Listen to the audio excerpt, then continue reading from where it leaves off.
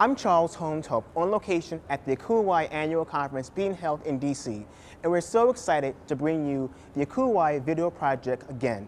This year, we focus on new professionals who are entering the field to learn more about their insights, their experiences along the way.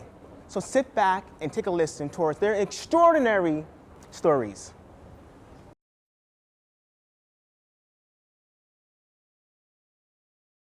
Well, I had started out, as many people do, as a community assistant, or in the day we were called a resident assistant at the University of Northern Colorado. Go Bears. And I had actually gone and studied abroad in Spain. I originally wanted to teach Spanish to high school students. And while I was abroad, I realized and recognized through a lot of self-reflection the type of impact that university housing and the residential experience had on me, and what I can do in turn to have that same type of impact back. And so when I returned from Spain, I went and spoke with my then hall director, and they had said, why don't you go to this thing called OPE? And I had no idea what it meant, but I said, sure, I'll go. So I went, and sure enough, I landed a position as a graduate hall director at Central Missouri State University, now known as University of Central Missouri.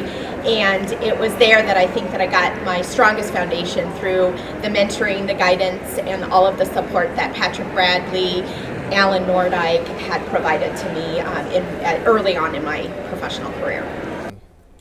The person that inspired me to be in this profession is a woman by the name of Jan Wilson. She's now Jan Wilson McKinney. She was my first supervisor when I became an RA back in the late 90s, and just seeing her passion for student development and her passion for developing her staff is just something that inspired me and to pursue this field.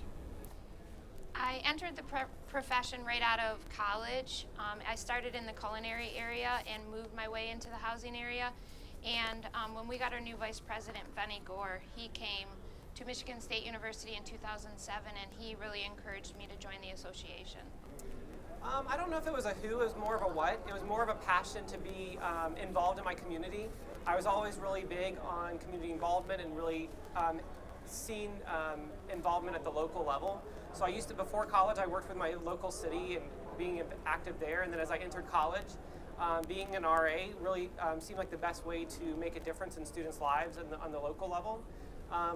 That encouraged me to find an assistantship at the graduate level. And then actually my supervisor as a graduate hall director, Jessica Pence, she really showed me that it could be a career, and it actually very much aligned with what my passion areas were. And so she's really the one that I have to thank for being a full-time professional.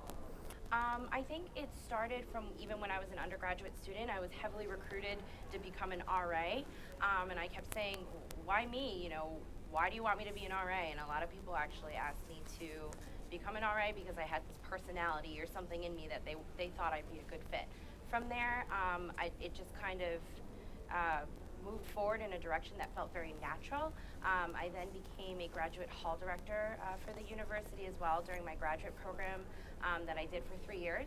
And then after that, I started applying to jobs, across the country in residence life. And that's where I became a residence life educator for Rutgers. I think everyone has inspired me from every supervisor I've had. It was my RA that I had at Truman State University, my supervisors when I was an admission counselor, to my supervisors at University of Georgia, and now my current supervisors.